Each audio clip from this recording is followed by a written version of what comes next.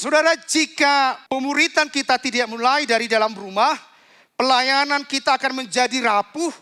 Tetapi jika pemuritan kita dimulai dari dalam rumah, maka generasi kita akan lahir sebagai generasi yang kuat, katakan amin. Karena apa saudara? Di dalam rumahlah sebagai tempat pertama bagi kita untuk memuridkan sehingga generasi kita bisa menjadi generasi yang takut akan Tuhan.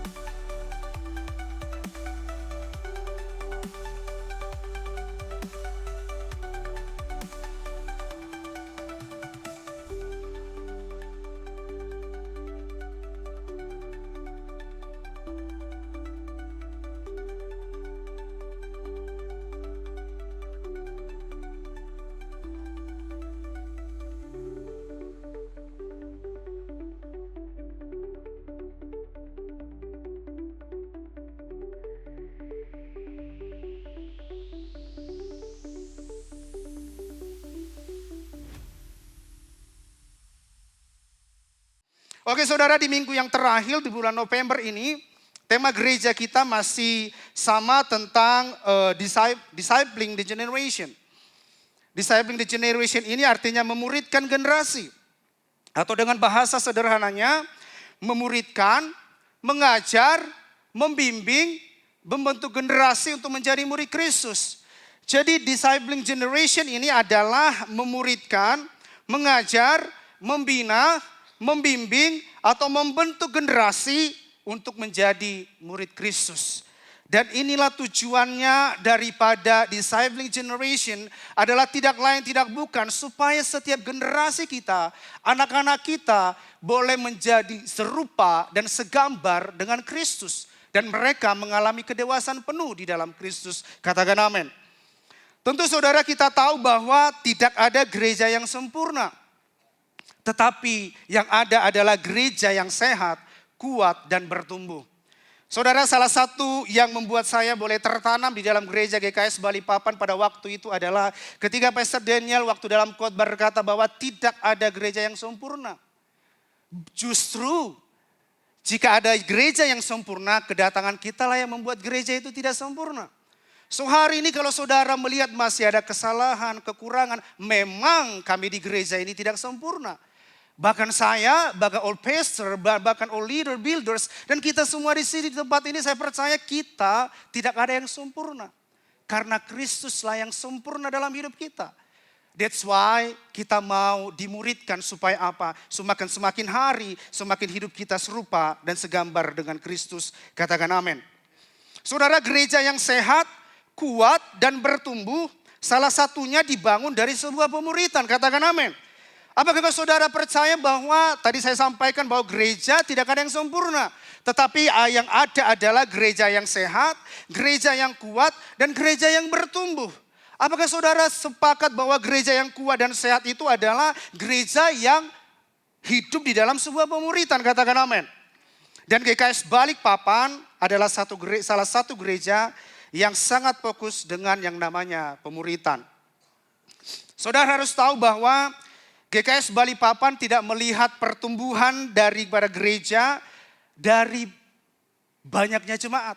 Tetapi GKS Balikpapan melihat pertumbuhan gereja adalah di mana setiap saudara dan saya, kita yang berkumpul di tempat ini memberikan diri kita untuk apa? Untuk kita tertanam di dalam home atau komsel. Jadi saya ulangi sekali lagi, GKS Balikpapan tidak melihat pertumbuhan gereja itu dari seberapa banyaknya orang yang datang di hari Minggu. Tetapi pertumbuhan gereja terletak di dalam seberapa banyaknya orang yang datang dan mengkomitkan dirinya untuk ada di dalam sebuah pemuritan. Katakan amin. Karena di dalam pemuritanlah sesungguhnya terjadi hubungan satu dengan lain. Di dalam pemuritanlah saudara didoakan. Di dalam pemuritanlah saudara disupport, saudara didoakan, saudara didukung.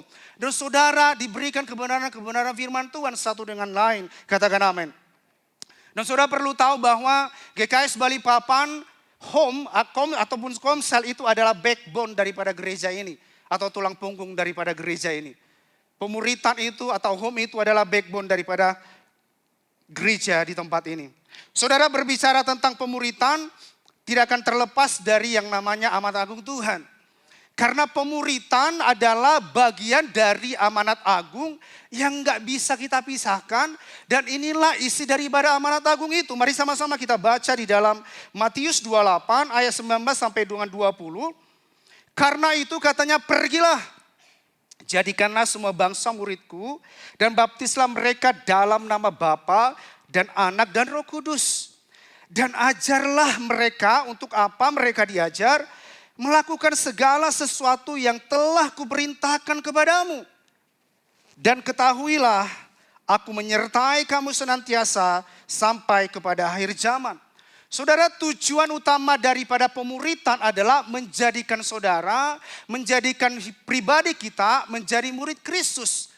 Dengan apa? Dengan mengajar, dengan dibimbing hidupnya, dengan dimana kita dimentoring hidupnya, dimana setiap kita menjadi semakin serupa, segambar, dan mengalami kedewasaan penuh di dalam Kristus. Dengan kata lain saudara, waktu generasi yang kita muridkan semakin serupa. Waktu generasi yang kita muridkan semakin hidupnya segambar dan serupa dengan Kristus. Dan mereka mengalami kedewasaan penuh di dalam Kristus. Maka mereka akan hidup dengan standar kebenaran Tuhan. Dan bukan lagi dengan hidup standar dunia. Jadi waktu mereka dimuridkan, generasi kita dimuridkan dan hidup kita dimuridkan, tidak ada tujuannya supaya setiap kita mengalami Kristus dalam hidup kita, semakin hidup kita segambar dan serupa dalam hidup kita, dan sekalipun dunia mungkin menawarkan apapun atas hidup kita tidak berkata say no untuk itu, karena kita punya standarisasi kebenaran bahwa kita udah hidup di dalam Kristus dan kita semakin hari semakin dipulihkan.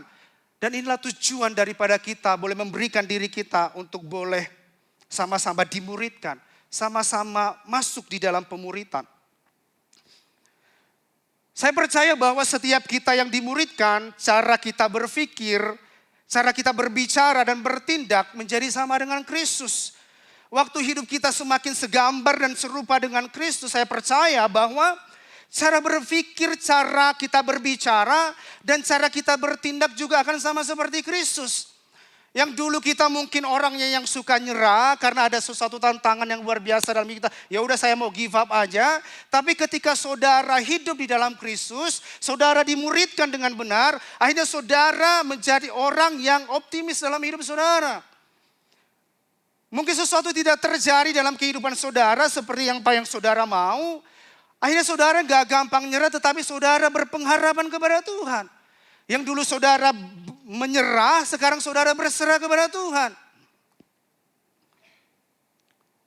Karena apa? Karena kita memberikan hidup kita untuk dimuridkan, untuk dibangun hidupnya, untuk boleh melihat bahwa apa yang Kristus katakan tentang hidup kita bukan apa yang dunia ini katakan terhadap kehidupan kita. Katakan amin.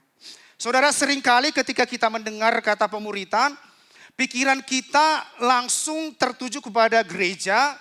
Waktu kita mendengar pemuritan, pikiran kita langsung tertuju kepada kelompok kecil atau home, atau mungkin pelayanan di luar. Mungkin saudara ada beberapa orang punya pemikiran dan pengertian bahwa bicara tentang amanat agung dan pemuritan, kita harus pergi menginjil ke pelosok-pelosok. Dulu saudara, waktu saya bertobat, saya melihat bahwa amanat agung dan juga pemuritan itu selalu orang-orang yang diutus oleh Tuhan pergi ke pelosok-pelosok. Bahkan ke pelosok terpencil yang paling terpelosok, itu yang dulu saya boleh lihat. Saya dulu melihat bahwa Amanat agung itu kalau kita pergi bersama-sama menginjili orang di luar sana, memberitakan Yesus. Gak ada yang salah saudara. Gak ada yang salah bahwa kita dipanggil untuk boleh sebuah misi, untuk boleh datang ke pelosok-pelosok memberitakan kabar baik kepada mereka yang tidak mengenal Tuhan. Tetapi kita jangan sempat berpikir bahwa amanat agung, pemuritan itu hanya yang seperti yang saya sampaikan tadi. Kita lupa padahal sebelum semua itu Tuhan sudah menyediakan sebuah ladang pemuritan yang paling dasar, paling penting dan paling menentukan masa depan generasi kita. Pertanyaannya adalah apakah semua orang yang dipanggil untuk sebuah misi penginjilan ke pelosok-pelosok? Bukan saya berkata bahwa saudara dilarang untuk pergi ke pelosok-pelosok, enggak saudara. Bersyukur saudara kalau dipanggil hari ini Tuhan memanggil saudara untuk memberitakan Injil. Saudara pergi ke pelosok-pelosok desa. Saudara memberitakan kabar baik kepada orang-orang yang tidak mengenal Tuhan. Tetapi jangan sampai kita berpikir bahwa amanat agung hanya sebatas itu. Saudara lupa bahwa amanat agung itu juga untuk keluarga saudara. Amanat agung itu juga buat apa? Buat orang-orang di sekitar saudara. Jangan sampai saudara berhenti. Saya nggak mungkin pergi ke pelosok-pelosok. Saya nggak mungkin bisa mengerjakan amanat agung. Saya nggak mungkin bisa memberitakan kabar baik. Saya lo kerja. Saya lo ini. Saya lo punya keluarga. Supaya kita tidak berhenti. Kalau waktu kita berpikir seperti itu. Kita akan berhenti dan stagnan. Untuk boleh memberitakan kabar baik itu kepada orang. Hari ini sama-sama kita melihat bahwa amanat agung, pemuritan tidak hanya orang-orang yang dipanggil ke sana. Tetapi saudara dipanggil untuk keluarga saudara, untuk anak-anak saudara, dan untuk orang-orang yang ada di sekitar saudara. Saudara share kebaikan Tuhan. Saudara share kebaikan dan kemurahan Tuhan dalam hidup saudara kepada orang lain.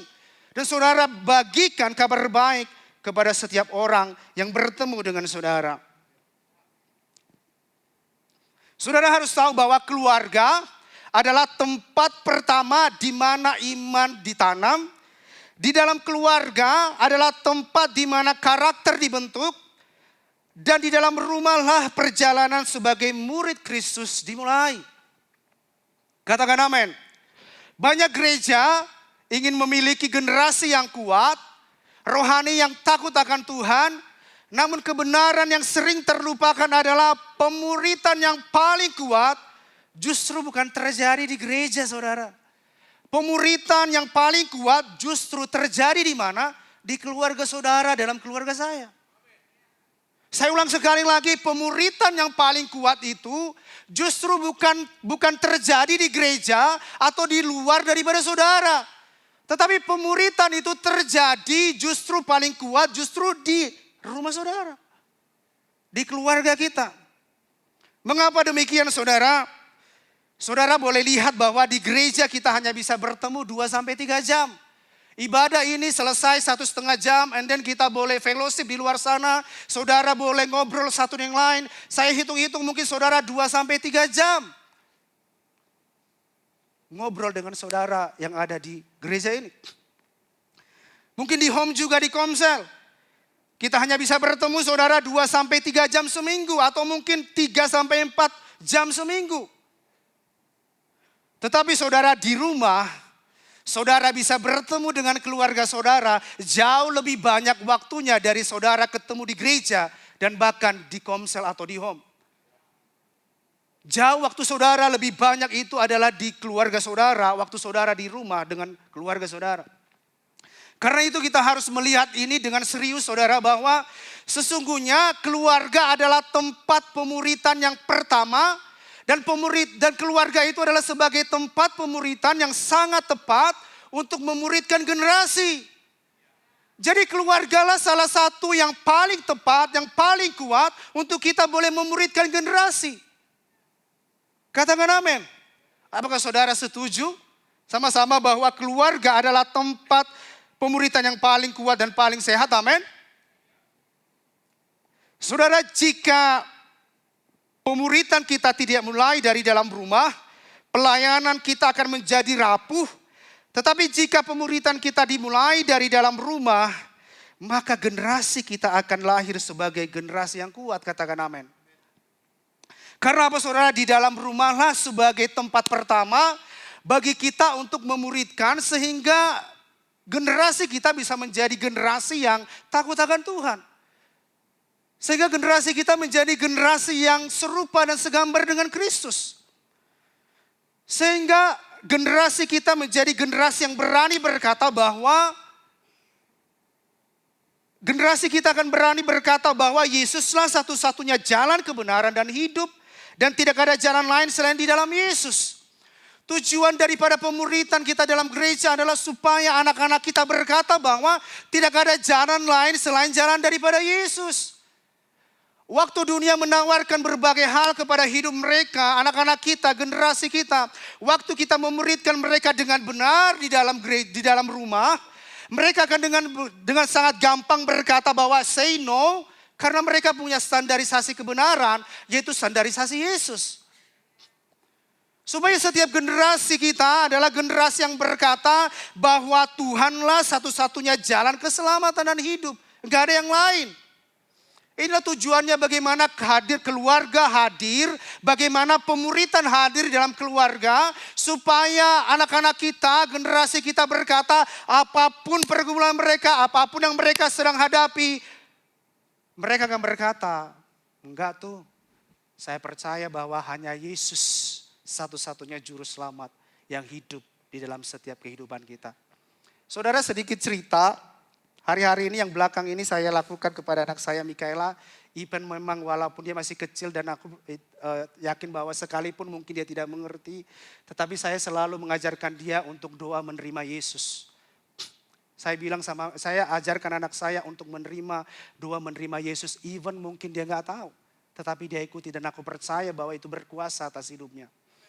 Dan bagaimana hari-hari ini kita seberapa banyak kita mengajarkan anak kita, mendoakan anak kita, dan mengikuti bagaimana mereka bisa menerima Yesus. Hari ini mungkin kita nggak melihat terjadi sesuatu, tetapi kalau kita tidak melihat sekarang, bukan berarti bahwa Yesus nggak bekerja atas hidup anak-anak kita. Saudara, kita hidup di zaman di mana banyak keluarga sibuk mengejar kebutuhan materi, tetapi kehilangan fokus utamanya mewariskan iman kepada generasi berikutnya. Saudara, survei rohani dunia menunjukkan bahwa ternyata 80% karakter iman seseorang itu dibentuk di rumah. Bukan di gereja atau di sekolah minggu. Jadi saudara, ternyata survei rohani itu menunjukkan bahwa 80% iman seseorang dibentuk di rumah dan bukan di gereja atau di sekolah minggu. Oleh karena itulah kita harus sepakat sama-sama hari ini supaya apa? Supaya kita boleh bergandengan tangan keluarga satu dengan lain sebagai orang tua untuk boleh kita bergandengan tangan untuk memuridkan anak-anak kita di rumah terlebih dahulu. Jangan sampai kita malah meniti beratkan anak-anak kita kepada gereja. Apakah salah? Enggak salah, saudara. Saya ini adalah contoh di mana saya tidak dimuridkan di rumah dan puji Tuhan.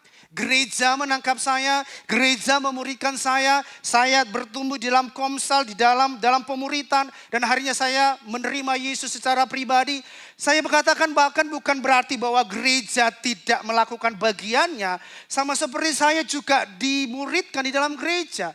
Tetapi pada pagi hari ini saya mau menyampaikan kepada saudara bahwa kita harus sepakat bahwa pemuritan yang paling kuat itu sesungguhnya ada di rumah. Supaya kita tidak melihat bahwa gerejalah yang berperan penting. Supaya di luar sanalah yang berperan penting, bukan saudara.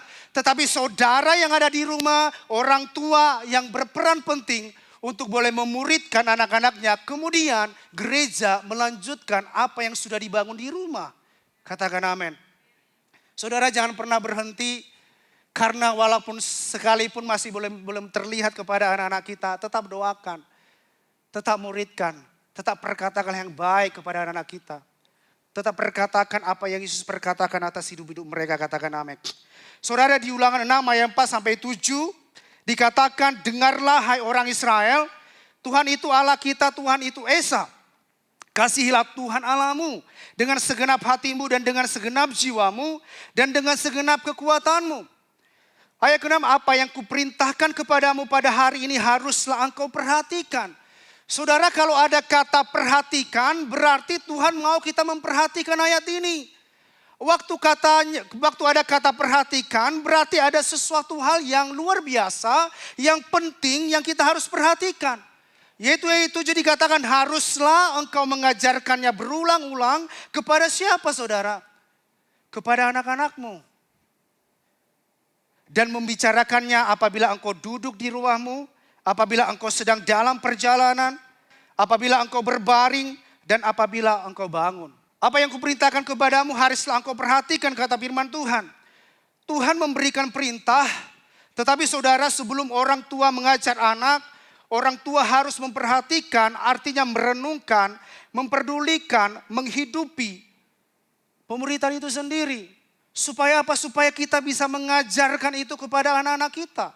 Karena saya percaya bahwa pemuritan itu bukan bicara tentang apa yang kita perkatakan, tetapi pemuritan itu adalah apa yang saudara hidupi di dalam kehidupan saudara. Saudara percaya atau tidak, anak-anak itu bisa meniru gaya bicara kita. Anak-anak itu bisa cara kita memaafkan. Anak-anak itu bisa meniru cara kita menyelesaikan konflik. Anak-anak itu bisa meniru kita bagaimana kita nyembah Tuhan, saudara. Dan itu terjadi ketika kita lakukan itu di rumah. Katakan amin. Ayat 7 dikatakan mengajarkannya berulang-ulang kepada anak-anakmu. Arti kata berulang-ulang berarti saudara harus konsisten mengajarkan itu kepada anak-anak kita. Harus konsisten secara terus-menerus kita sampaikan itu kepada anak-anak kita. Dan setiap hari dan setiap saat itu akan menjadi kebiasaan atas anak-anak kita. Waktu kita mengajarkan kebenaran firman Tuhan kepada anak-anak kita setiap hari secara konsisten terus-menerus, saya percaya itu akan hidup di dalam setiap kehidupan mereka. Saya percaya bahwa mereka akan hidup seperti apa yang sudah kita lakukan, apa yang kita perkatakan kepada mereka, apa yang kita ajarkan kepada anak kita di rumah. Mungkin contoh sederhana adalah waktu doa pagi saudara, atau mungkin waktu malam, apakah kita mengajarkan anak kita doa waktu malam? Dengan sederhananya waktu kita malam, apakah kita mesbah doa bersama-sama dengan keluarga kita? Saya percaya di GKS Balikpapan semuanya melakukan itu, dan yang tidak melakukan di luar daripada GKS Balikpapan. Tetapi pertanyaannya hari ini adalah, apakah hal-hal yang kecil ini kita lakukan di dalam rumah sebagai pemuritan yang kita boleh lakukan di dalam keluarga setiap kita?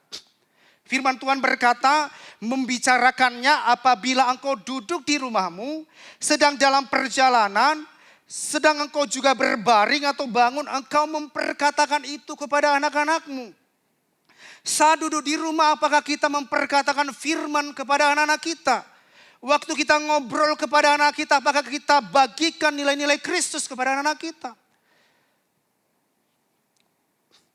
Saudara tidur, mau tidur, apakah saudara bangun mesbah doa bersama-sama dengan anak-anak saudara? Saudara, apa yang saya sampaikan ini bukan saya yang paling benar, dan saya juga butuh konsisten juga di dalam keluarga. Tetapi kami membangun satu kebiasaan yang secara konsisten kami lakukan setiap malam. Kami berdoa, dan anak-anak saya Mikaela dan juga Michelle yang berdoa. Waktu sekecil-kecil itu saudara, tahu kok saudara doanya apa? Tuhan Yesus, aku berdoa biar dediku banyak uang, biar dediku beli mainan. Yes, oke, enggak apa-apa. Waktu satu ketika waktu anak saya Mikaela doa, dan doanya itu banyakkan Tuhan Yesus, biar dedi saya dan mami saya banyak uang, dan dia mengulang itu berulang-ulang, dan saya bilang, Kak, doa itu jangan mulu-mulu masalah uang. Langsung nangis saudara. Dan di situ Tuhan tegur hati saya, itu loh anak kecil yang enggak apa-apa gitu loh. Ya dia berdoa mengimani darinya banyak uang, supaya apa? Supaya bisa memberkati keluarga dan memberkati banyak orang. Benar begitu ya? Langsung Roh Kudus tampar saya bahwa ya sudah, anak kecil itu ya berdoa ya seperti itu, ya udah gak apa-apa. Waktu itu saya nangis saudara, saya bilang sama istri saya merasa bersalah karena negur anak saya. Dan saudara boleh, ini angkelnya juga ada saudara, kami melakukan doa setiap malam, dan gak boleh dedi maminya yang berdoa. Harus berebutan berdoa gitu ya.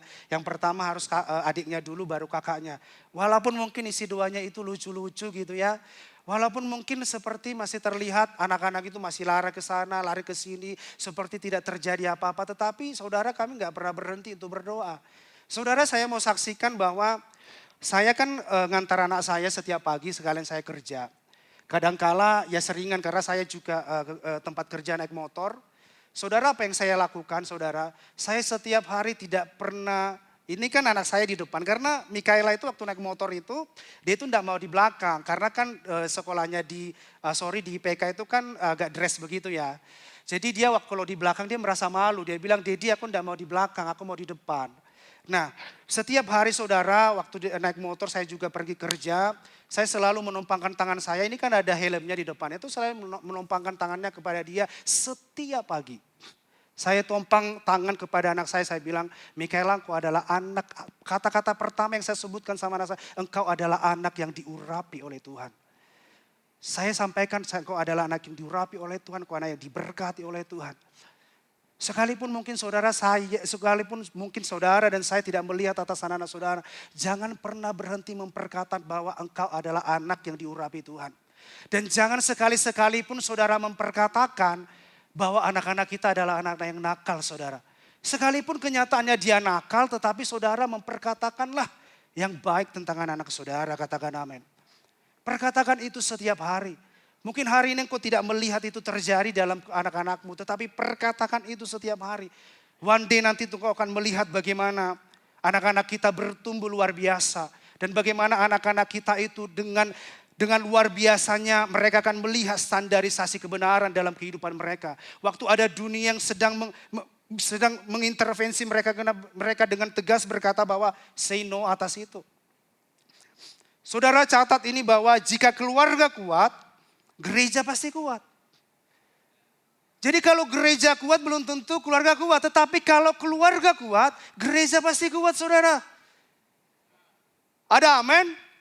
Jadi jangan sampai kita salah berpikir bahwa gereja kuat, keluarga kuat. Tetapi dasarnya adalah jika waktu keluarga kuat, gereja pasti kuat. Jika keluarga lemah, generasi pasti hancur saudara. Bahkan kekuatan, ada satu quote yang saya baca dikatakan bahwa bahkan kekuatan dari sebuah negara ternyata terletak di dalam sebuah keluarga. Kekuatan daripada sebuah negara ternyata bukan terletak di dalam pelayanan saudara. Ternyata letak kekuatan daripada sebuah negara bukan di dalam gereja, tetapi di mana? Di keluarga saudara dan juga keluarga saya. Segitu luar biasa dan segitu powerfulnya keluarga ini saudara. Waktu keluarga kuat akan berdampak gereja akan kuat. Waktu keluarga kuat negara juga pasti akan kuat, katakan amin. So hari ini jangan sampai kita lupa untuk boleh memuridkan anak-anak yang sudah Tuhan percayakan atas setiap kehidupan kita. Apa yang menjadi tujuan dan perintah Tuhan untuk mengejarkannya secara berulang-ulang kepada anak-anak kita, tidak lain tujuannya adalah agar anak-anak saudara, anak saya dan juga generasi kita mengasihi Tuhan Allah dengan apa? Dengan segenap hati, dengan segenap jiwa dan dengan segenap kekuatannya. Jadi tujuan apa yang kita lakukan di rumah, kita memuridkan anak kita, memperkatakan perkataan-perkataan firman dan perkataan hal yang baik kepada generasi kita. Tujuannya adalah tidak lain tidak bukan supaya anak-anak kita ini mengasihi Tuhan. Supaya anak-anak kita ini mengasihi Tuhan dengan apa? Segenap hati mereka. Karena saudara kita harus aware dengan ini, karena kalau kita melihat dunia hari-hari ini, dunia itu tidak akan baik-baik saja saudara. Sekalipun saudara berlutut berdoa, firman Tuhan berkata bahwa dunia ini gak akan baik-baik saudara. Kasih akan menjadi dingin.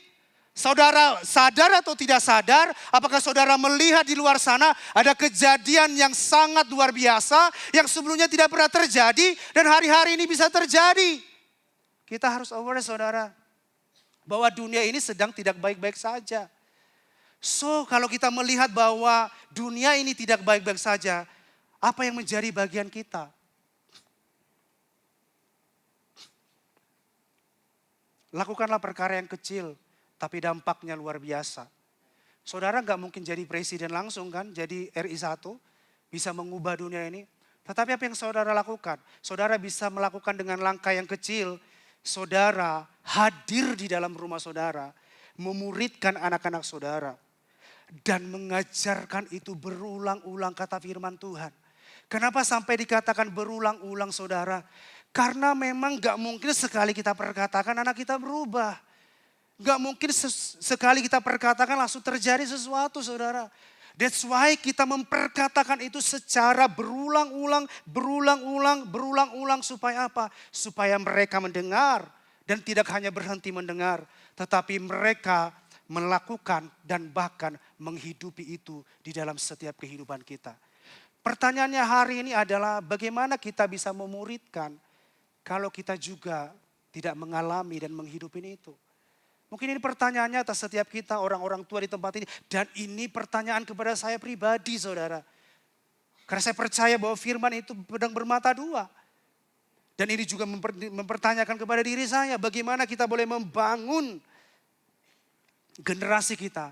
Orang-orang tua yang ada, yang dipercayakan untuk anak-anak kita. Bagaimana kita boleh mengajari mereka, membimbing mereka. Saya ulang sekali lagi, tidak mudah saudara. Tidak gampang. Dan saya juga dengan berkata jujur di depan ini, sekalipun saya membagikan ini, saya harus berkata jujur kepada saudara. Saya pun masih belajar sampai dengan hari ini. Saya pun masih belajar untuk terus mendoakan anak saya. Saya pun masih belajar untuk terus memperkatakan firman kepada anak saya yang kecil-kecil itu. Dan saya percaya bahwa kita tidak ada yang lulus, that's why kita butuh Tuhan. That's why kita dengan konsisten, dengan setiap hari kita mengulang-ulang itu, memperkatakan itu kepada anak-anak kita. Saudara harus ingat ini bahwa pemuritan bukan pertama-tama tugas gereja. Pemuritan itu tidak bagian daripada Pastor Eka, karena Pastor Eka di Generation. Saya tahu bagaimana Pastor Eka bergumul luar biasa. Dan tapi saya percaya bahwa oleh karena kekuatan Tuhanlah yang menuntun mereka. Saya tahu bahwa bukan gereja yang menjadi yang terutama untuk memuridkan anak-anak dan generasi kita. Tapi sekali lagi adalah kitalah sebagai orang tua, kitalah sebagai keluarga yang pertama sekali untuk boleh ada memuridkan anak-anak setiap kita, katakan amin. Saudara, pertanyaannya mengapa pemuritan harus dimulai dari dalam rumah? Yang pertama adalah karena rumah adalah pusat pembentukan karakter saudara. Saudara, saya pernah saksikan ini bahwa saya tidak lahir di dalam keluarga yang cinta Tuhan. Saudara, saya lahir dalam keluarga yang berantakan. That's why saya lahir dengan ketakutan yang luar biasa. Jadi saya ini adalah produk yang tidak dimuridkan di dalam rumah secara benar. Tetapi saya berkata, saya bersyukur atas orang tua saya. Saya bersyukur atas keluarga saya yang seperti itu. Saya tidak pernah menerima pembentukan karakter yang baik di dalam rumah. That's why makanya saya sampaikan supaya rumah yang firman Tuhan katakan hadir secara utuh atas dalam setiap kehidupan kita. Karena di dalam rumahlah pembentukan karakter saudara. Anak melihat contoh hidup orang tuanya. Setiap hari saya melihat orang tua saya bertengkar saudara, sehingga saya lahir sebagai orang yang penakut. Melihat orang pun saya nggak berani saudara. Kalau berdiri di tempat ini memandang saudara itu karena kasih karunia Tuhan yang luar biasa. Karena saya bertemu Yesus. Gak mungkin kan anak-anak kita mengalami apa yang saya alami gitu. Walaupun at the end nanti dia bertemu Yesus dan hidup dalam Yesus. Yohanes 13 ayat 15 dikatakan, sebab aku telah memberikan suatu teladan kepada kamu, supaya kamu juga berbuat sama seperti yang telah kuperbuat kepadamu. Jadi di dalam rumah sebagai bentuk daripada pemuritan, kita harus bisa menjadi teladan atas anak-anak kita. Jangan sampai di gereja kita berbicara Holy Spirit, tetapi di rumah kita berbicara apa? Roh halus gitu ya. Jangan sampai kita di gereja begitu lembut, tetapi ketika kita di rumah kasarnya luar biasa.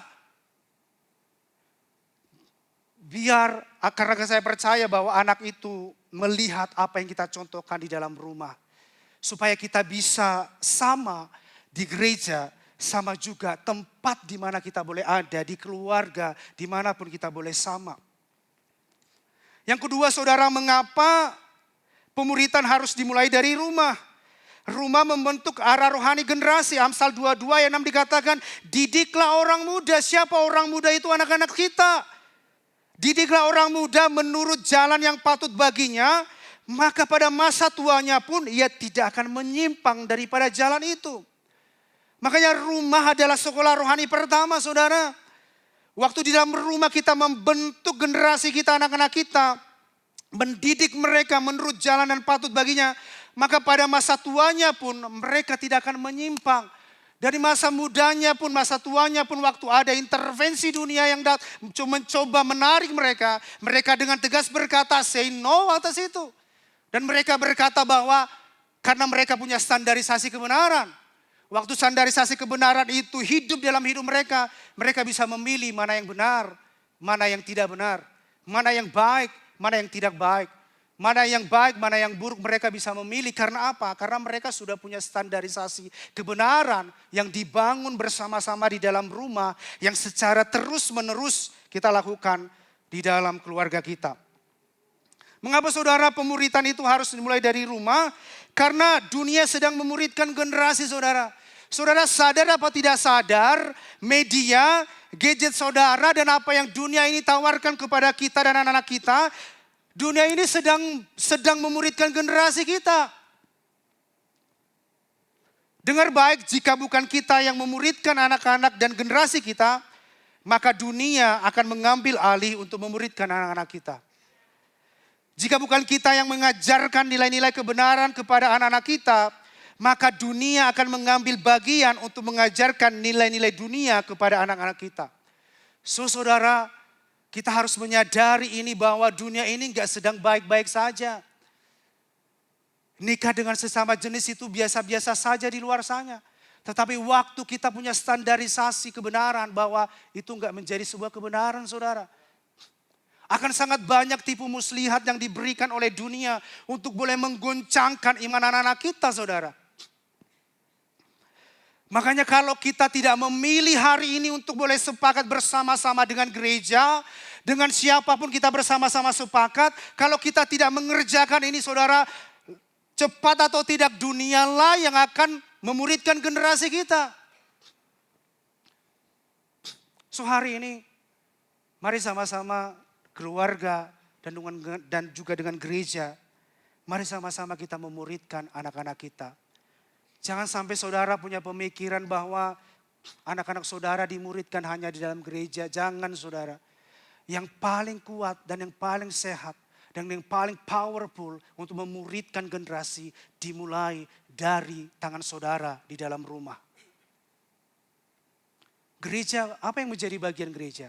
Bagian gereja adalah melanjutkan apa yang saudara bangun. Gereja melanjutkan apa yang saudara tanam di rumah. Dan itulah yang dilanjutkan oleh gereja. Sehingga kita berkolaborasi bersama-sama gereja dengan keluarga. Pasti hasilnya powerful, luar biasa, katakan amin. Saudara, ini yang paling mengerikan saudara. Waktu kita tidak memuridkan anak-anak kita. Waktu kita tidak memuridkan generasi kita. Ini yang akan terjadi saudara. Catat ini, bawa ini pulang, renungkan ini saudara. Hakim-Hakim 2 ayat 10 berkata, setelah seluruh angkatan itu dikumpulkan kepada nenek moyangnya, bangkitlah sesudah mereka itu angkatan yang lain. Angkatan yang lain seperti apa? Yang tidak mengenal Tuhan. Ataupun generasi yang perbuatannya itu tidak mengenal Tuhan. Ataupun perbuatan yang dilakukannya bagi orang Israel. Jadi waktu kita tidak mengambil bagian di dalam pemuritan saudara, maka akan lahirlah satu angkatan yang tidak mengenal Tuhan. Pertanyaannya, apakah saudara mau anak-anak saudara tidak mengenal Tuhan? Apakah pertanyaannya, apakah anak-anak saudara mau terjadi seperti Hakim-Hakim 2 ayat 10? Saya percaya tidak ada satupun orang tua, tidak ada satupun kita di tempat ini yang mau anak-anak kita itu tidak mengenal Tuhan. That's why hari ini reminder buat saya pribadi dan juga buat kita. Bagaimana yuk sama-sama kita pulang daripada gereja ini. Kita tangkap spirit pemuritan ini. Kita lakukan ini dalam setiap kehidupan kita. Yuk kita bekerja sama antara istri dan juga suami. Orang tua bekerja sama bersama-sama. Karena ini bukan tugasnya istri saja. Bukan tugasnya suami saja. Tetapi kita harus berkolaborasi. Suami istri itu seperti gereja dengan keluarga di mana berkolaborasi bersama-sama. Supaya apa saudara? supaya kita melihat anak-anak kita itu lahir sebagai anak-anak yang takut akan Tuhan. Saudara bisa catat ini, apa yang kita mau lihat terjadi generasi berikutnya sangat ditentukan dari apa yang kita bangun sekarang. Jadi saudara, kalau saudara mau melihat anak-anak dan generasi saudara menjadi orang yang cinta Tuhan, mulailah daripada hari ini apa yang saudara bangun. Karena nggak mungkin saudara secara instan anak-anak saudara, ya saya percaya bahwa Tuhan sudah memilih setiap kita. Tetapi alangkah baiknya ketika kita bersama-sama, mulai dari mereka kecil kita muridkan dia, kita kasih nilai-nilai kebenaran kepada anak-anak kita. Saya percaya bahwa apa yang kita bangun hari ini sangat menentukan bagaimana mereka nanti hidup dewasanya. Bagaimana mereka menghidupi kehidupannya, katakan amin.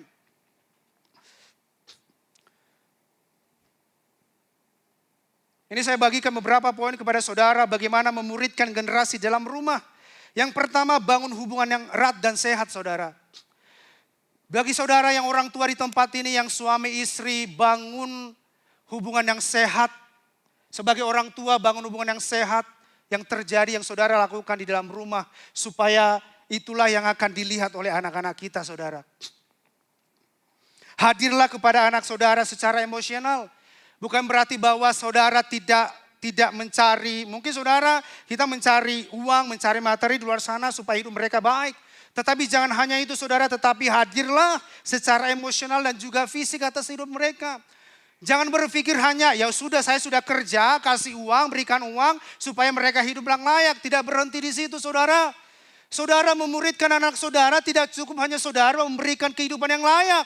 Tetapi secara emosional, secara kehadiran, secara rohani saudara juga harus hadir memberikan itu kepada anak-anak saudara, katakan amin. Yang kedua adalah teladan hidup yang nyata.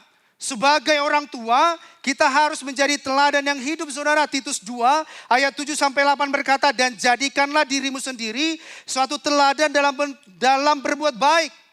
Hendaklah engkau jujur dan bersungguh-sungguh dalam pengajaranmu. Sehat dan tidak bercela dalam pemberitaanmu, sehingga lawan menjadi malu karena tidak ada hal-hal buruk yang dapat mereka sebarkan tentang kita. Saudara, anak-anak belajar bukan dari apa yang kita beritahu ke mereka, tetapi daripada apa yang mereka lihat di dalam kehidupan kita. Anak meniru dan meladani apa yang mereka lihat. Apakah kita sebagai orang tua di rumah, apakah anak-anak melihat kita, teladan kita dalam ketaatan kita? Apakah anak melihat kita taat terlebih dahulu? Apakah anak-anak melihat teladan kasih dalam setiap kehidupan kita? Apakah anak-anak melihat kesabaran di dalam setiap kehidupan kita? Apakah anak-anak kita melihat kejujuran yang kita boleh lakukan di dalam keluarga kita, yang anak-anak kita boleh lihat? Dan poin yang ketiga, saudara, ciptakan budaya doa dan baca firman di dalam keluarga. Gak ada hal yang lain saudara selain saudara boleh mengajak anak-anak saudara berdoa, mengajak anak-anak saudara baca firman. Walaupun ini gak mudah dilakukan secara konsisten, tetapi kesempatan ini saudara, saya juga masih belajar untuk anak-anak saya. Pada pagi hari ini saya encourage setiap kita untuk apa saudara? Untuk boleh bersama-sama melakukan ini dan memaksakan diri kita. Untuk apa? Untuk secara konsisten membangun doa, membangun firman yang kita boleh lakukan di dalam keluarga kita. Yosua 1 ayat 8 dikatakan, janganlah engkau lupa memperhatikan kitab Taurat ini, tetapi renungkanlah itu siang dan malam, supaya engkau bertindak hati-hati sesuai dengan segala yang tertulis di dalamnya. Sebab dengan demikian perjalananmu akan berhasil dan engkau akan beruntung. Firman Tuhan di Yosua berkata bahwa janganlah kita lupa memperkatakan firman Tuhan siang dan malam. Supaya apa? Supaya setiap kita dan generasi kita bertindak hati-hati. Dan supaya perjalanan kita berhasil. Dan supaya perjalanan kita juga boleh beruntung. Katakan amin.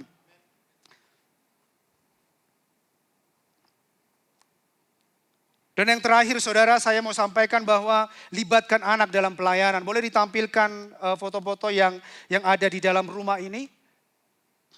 Saudara, di dalam gereja GKS Balikpapan, kita melihat anak-anak itu bukan sebagai anak-anak tetapi orang-orang yang dewasa saudara. Makanya saudara boleh melihat anak-anak di tempat ini mengambil bagian di dalam pelayanan, di dalam gereja. Karena mereka adalah generasi-generasi yang luar biasa. Kita tidak melihat mereka sebagai anak-anak yang kecil, tetapi mereka adalah orang-orang yang luar biasa yang sudah Tuhan percayakan. Dan gereja ini sangat fokus di mana melibatkan anak-anak di dalam pelayanan. Karena melalui pelayanan mereka boleh membangun hati hamba dalam diri mereka. Kalau saudara boleh melihat anak-anak seperti Noah boleh main drum saudara.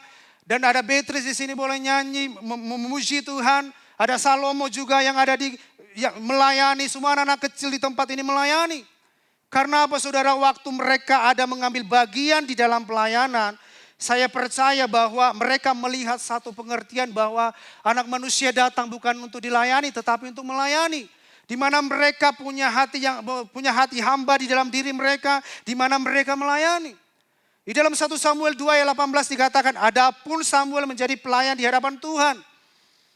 Ia masih anak-anak. Waktu Samuel melayani Tuhan itu bukan waktu dia dewasa, tetapi waktu dia masih anak-anak. Yang tubuhnya berlilitkan baju efod dari kain lenan. 1 Samuel 3 ayat 1 katakan, Samuel yang muda itu menjadi pelayan Tuhan. Jadi saudara, saya encourage setiap kita di tempat ini untuk boleh melibatkan anak-anak kita di dalam pelayanan, di dalam gereja ini. Karena di sini mereka dibangun, karena di sini mereka dibina, karena di sini mereka dibimbing hidupnya. Untuk apa? Untuk mereka memiliki hati hamba. Di dalam pelayanan ini mereka belajar bersama-sama bagaimana menunjukkan, bagaimana pelayanan itu, bagaimana mereka boleh melayani satu yang lain, saudara. Dan saya percaya bahwa apa yang dikerjakan oleh mereka di tempat ini membawa dampak yang luar biasa dan menginspirasi anak-anak yang lain. Jadi pada pagi hari ini saya mengkorek setiap saudara yang punya anak-anak untuk boleh libatkan mereka, bawa mereka di sini untuk boleh bersama-sama, untuk boleh melayani bersama-sama dan membangun rumah Tuhan di tempat ini, katakan amin. Amin saudara. Dan saya percaya bahwa apa yang kita mulai di dalam rumah, apa yang kita boleh bangun dalam rumah adalah sebagai bentuk pemuritan yang luar biasa, yang boleh sama-sama boleh kita lakukan dalam setiap kehidupan kita.